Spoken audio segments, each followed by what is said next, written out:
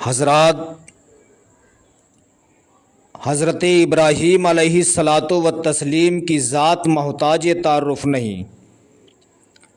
دنیا جانتی ہے کہ حضرت ابراہیم علیہ الصلاۃ والسلام اللہ کے پیغمبر ہیں۔ اللہ رب العزت اپنے مقدس قرآن پاک میں ارشاد فرماتا ہے، وَاذْكُرْ فِي الْكِتَابِ ابراہیم، اور تم یاد کرو کتاب میں حضرت ابراہیم علیہ السلام کو۔ اللہ رب العزت کے کروڑہ کروڑ احسان ہیں کہ اس نے ہمیں کم و بیش 1,24,000 انبیاء کرام علیہم الرضوان عطا فرمائے۔ اللہ رب العزت کا احسان عظیم ہے اس پر کہ جس کو اللہ رب العزت نے دنیا کی بادشاہی دی ہو، عیش و عشرت سے نوازا ہو، اس نے اپنے رب کا شکر ادا کیا ہو، اپنے رب کی بارگاہ میں اپنی پیشانی کو خم کر کے سبحان ربی الاعلیٰ کی صدائیں بلند کی ہوں۔ اور بڑا کم وقت ہے وہ انسان جس کو اللہ رب العزت نے دنیا کی بادشاہی عطا کی ہو، عیش و عشرت سے نوازا ہو، مال و زر عطا کیا ہو، اس نے اپنے رب کا شکر ادا کرنے کے بجائے غرور و گھمنڈ کیا ہو، اپنے مال پر تکبر کیا ہو۔ ان بدبختوں میں سے ایک نمرود لعین بھی تھا جس کو اللہ رب العزت نے دنیا کی بادشاہی عطا کی تھی، عیش و عشرت سے نوازا تھا، مال و زر عطا کیا تھا، لیکن اس نے اپنے رب کا شکریہ ادا کرنے کے بجائے خود رب بن بیٹھتا ہے، انا ربکم الاعلیٰ کا اعلان کرتا ہے، اپنے چاہنے والوں سے اپنے آپ کا سجدہ کرواتا ہے۔ ایک دن نمرود لعین رات کے وقت میں شاہی بستر پر لیٹا ہوا تھا، اچانک آنکھ لگی، کیا دیکھتا ہے کہ آسمان سے ایک تارا ٹوٹا، آ کر کے جھولی میں گر گیا۔ نمرود لعین اٹھ کے بیٹھ گیا، دل کے اندر خیال کرتا ہے کہ میں نے اتنا حیران کن خواب اس سے پہلے نہیں دیکھا، اس سے قبل میں نے ایسا خواب نہیں دیکھا کہ آسمان سے تارا ٹوٹ کے میری گود میں گرا ہو۔ صبح نمودار ہوئی، رعایا والے آتے، اپنی رعایا کو بلایا۔ جب سارے ظالم کے چاہنے والے اکٹھا ہوتے ہیں، نمرود لعین نے کہا، اے میرے چاہنے والوں سنو، میں نے رات بڑا حیران کن خواب دیکھا ہے، اس سے پہلے میں نے ایسا خواب نہیں دیکھا۔ لوگوں نے پوچھا، بادشاہ سلامت بتائیے آپ کا خواب کیا ہے؟ اس نے کہا، میں نے خواب یہ دیکھا کہ آسمان سے ایک تارا ٹوٹا ہے، وہ میری جھولی میں گر گیا ہے۔ اس کے چاہنے والوں نے کہا، بادشاہ سلامت نجومیوں کو بلائیے، کاہنوں کو بلائیے، تعبیر بتانے والوں کو بلائیے، وہ اس خواب کی تعبیر بتائیں۔ بڑے بڑے کاہن، بڑے بڑے نجومی، بڑے بڑے تعبیر بتانے والے آئے۔ آنے کے بعد نمرود نے کہا کہ اے نجومیوں، میں نے حیران کن خواب دیکھا، میں نے رات خواب میں دیکھا کہ آسمان سے ایک تارا ٹوٹا ہے، وہ آ کر کے میری جھولی میں گر گیا، اس سے پہلے میں نے ایسا خواب نہیں دیکھا ہے، اس خواب کی تم تعبیر بتاؤ، اس خواب کی تعبیر کیا ہے؟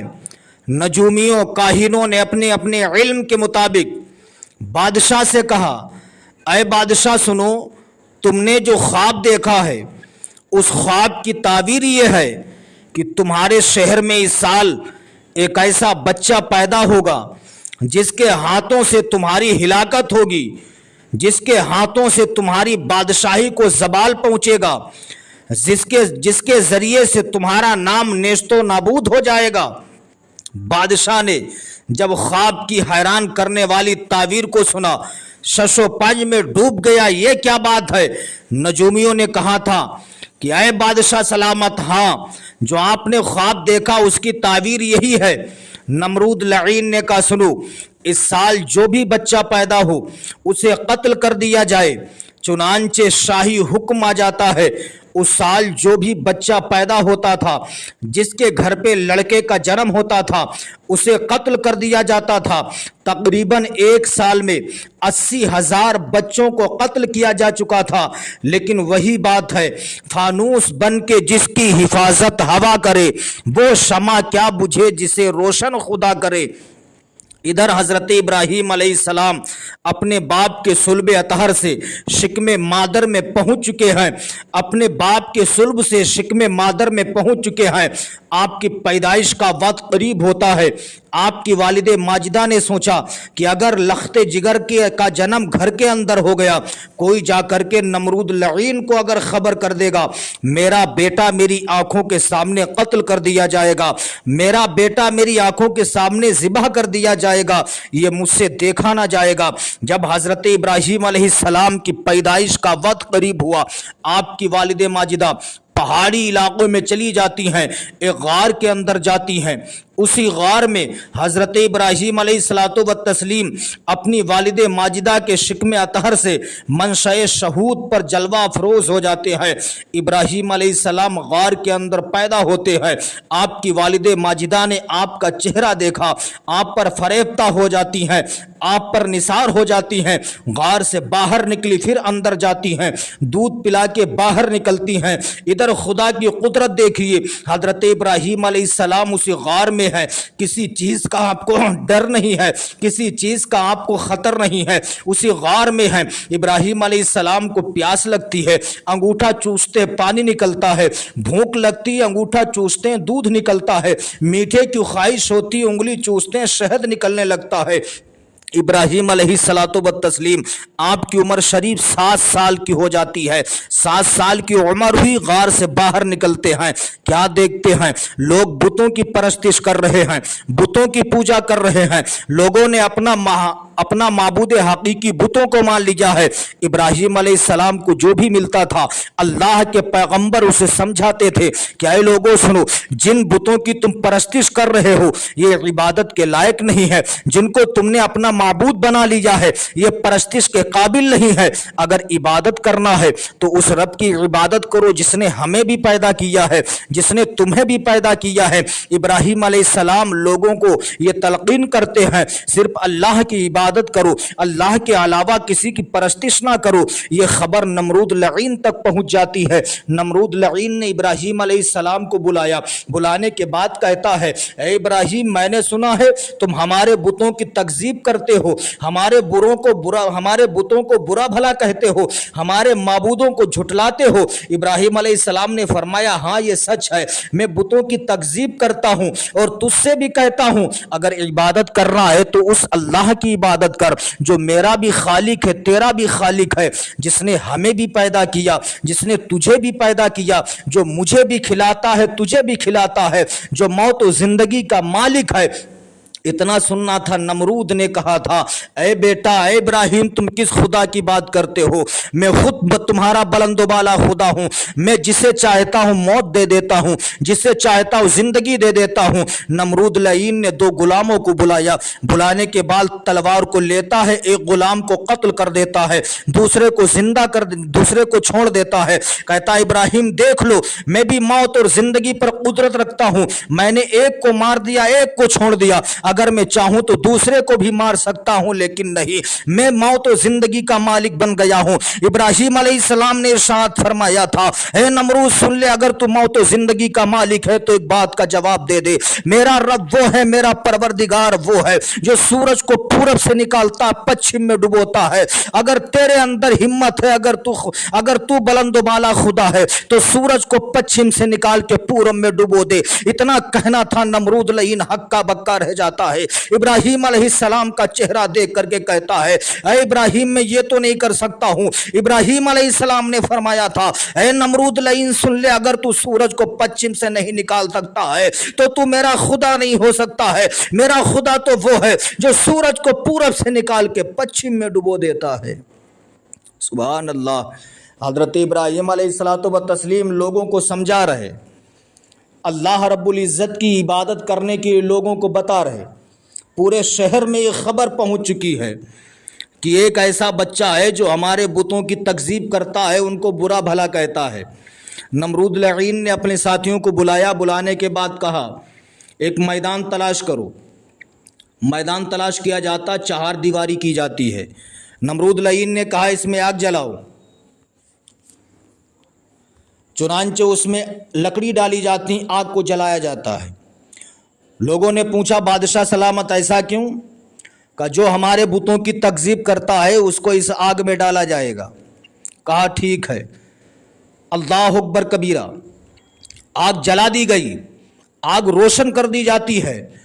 اس وقت کی عورتیں دن بھر کام و کاج کرتی تھیں، شام کو ضرورت کے لیے پیسے رکھ لیا کرتی تھیں، اور جو پیسے بچا کرتے تھے ان کی لکڑیاں خرید کے اسی آگ میں ڈال دیا کرتی تھیں، جس آگ میں ابراہیم علیہ الصلوۃ والتسلیم کو ڈالنے کا پروپیگنڈا بنایا جا رہا ہے۔ کتابوں میں لکھا ہے وہ آگ اتنی بھیانک جلنے لگی، اتنی بھیانک جلنے لگی کہ اس آگ کے شعلے آسمان سے باتیں کرنے لگے۔ اتنی بھیانک آگ کہ اس آگ کے اوپر سے اگر کوئی پرندہ نکلتا تھا تو جل جاتا تھا۔ اتنی بھیانک آگ۔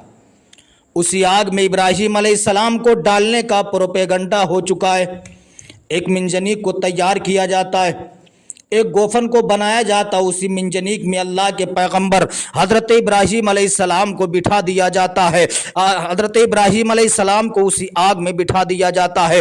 کفر خوش ہے کہ ہمارے معبودوں کو برا بلا کہنے والا جل کر خاکستر ہو جائے گا، ہمارے معبودوں کی تکذیب کرنے والا نیست و نابود ہو جائے گا۔ حضرت ابراہیم علیہ السلام منجنیق میں بیٹھ جاتے ہیں، حضرت جبریل امین حاضر ہوتے عرض کرتے ہیں اللہ کا حاجت یا خلیل اللہ، اے اللہ کے پیغمبر کوئی ضرورت ہو تو بتاؤ، اے اللہ کے خلیل کوئی حاجت ہو تو بتاؤ۔ حضرت ابراہیم علیہ السلام نے فرمایا تھا ضرورت تو ہے مگر جس سے ہے وہ میرا رب دیکھ رہا ہے، جس سے ہمیں ضرورت ہے وہ میرا پروردگار دیکھ رہا ہے۔ اتنا کہا حضرت ابراہیم علیہ السلام گوفن میں بیٹھے ہوئے ہیں، گوفن کو اٹھایا جاتا ہے لیکن وہ منجنیق اٹھ نہیں رہی ہے۔ چنانچہ وہاں پر نمرود لعین نے کہا عیاشیاں کی جائے، اس لیے وہاں پر رحمت کے فرشتے موجود تھے۔ جب عیاشیاں ہونا شروع ہوتی ہیں رحمت کے فرشتے چلے جاتے ہیں، اب وہ گوفن اٹھ جاتی ہے، وہ منجنیق اٹھا دی جاتی ہے۔ ابراہیم علیہ السلام آگ کے قریب جا رہے ہیں، فرشتے عرض کرتے پروردگار عالم آج تیری وحدانیت کا اعلان کرنے والا آگ کے سپرد کیا جا رہا ہے،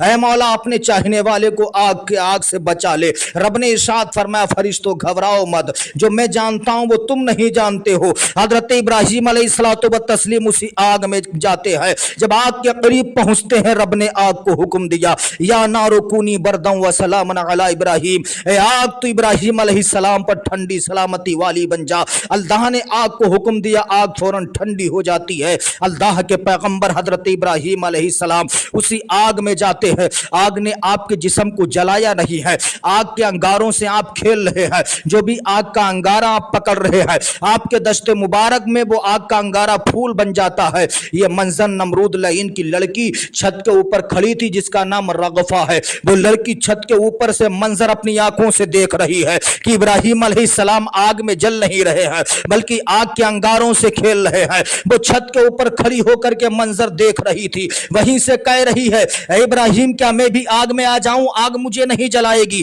ابراہیم علیہ السلام نے فرمایا تھا اے لڑکی تو ایسے مت آنا ورنہ تجھے آگ جلا دے گی، اگر تو آگ میں کودنا چاہتی تو پہلے کلمہ پڑھ لے لا الہ الا اللہ ابراہیم خلیل اللہ۔ اس لڑکی نے کلمہ پڑھا لا الہ الا اللہ ابراہیم خلیل اللہ۔ لڑکی کلمہ پڑھ کے چھت کے اوپر سے چھلانگ لگاتی ہے، اسی آگ کے اندر کود جاتی ہے۔ وہ لڑکی جب آگ کے اندر پہنچتی ہے تو آگ نے اس کے جسم کو بھی نہیں جلایا بلکہ لڑکی جو بھی آگ کا انگارہ پکڑتی ہے وہ آگ کا انگارہ اس کے ہاتھ میں پھول بن جاتا ہے۔ سبحان اللہ۔ یہ ہے اللہ کے پیغمبر حضرت ابراہیم علیہ الصلوۃ والتسلیم۔ تو اس لیے اسلامی بھائیوں اللہ کی ذات پہ بھروسہ رکھو، اللہ ہر حال میں مدد کرے گا۔ اچھا ایک بات بتاؤ، حضرت ابراہیم علیہ السلام اس آگ میں معلوم کتنے دن رہے؟ 40 دنوں تک اس آگ میں رہتے ہیں، لیکن آگ نے آپ کے جسم کو جلایا نہیں تھا، آپ آگ کے انگاروں سے کھیلتے رہے۔ ابراہیم علیہ السلام کی بارگاہ میں اس وقت حضرت جبریل امین گئے تھے، کہا تھا حل لک حاجۃ یا خلیل اللہ، اے اللہ کے خلیل اگر کوئی ضرورت ہو تو بتاؤ، اگر کوئی حاجت ہو تو بتاؤ۔ حضرت ابراہیم علیہ السلام نے اس وقت مدد نہیں مانگی تھی، ابراہیم علیہ السلام چاہتے تو مدد مانگ لیتے۔ جبریل امین نے کہا تھا ابراہیم مدد مانگنا چاہو تو مانگ لو۔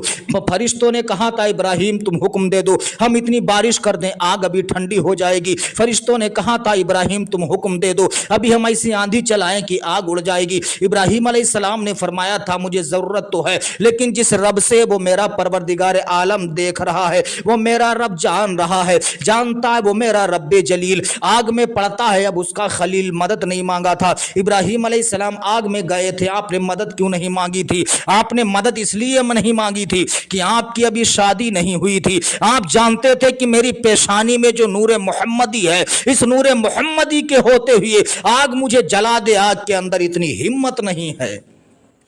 دوزخ میں میں تو کیا میرا سایہ نہ جائے گا، دوزخ میں میں تو کیا میرا سایہ نہ جائے گا، کیونکہ رسول پاک سے دیکھا نہ جائے گا، جنت میں وہ رسول ہمارا نہ جائے گا جب تک کہ ہر ایک امتی بخشا نہ جائے گا۔ اس لیے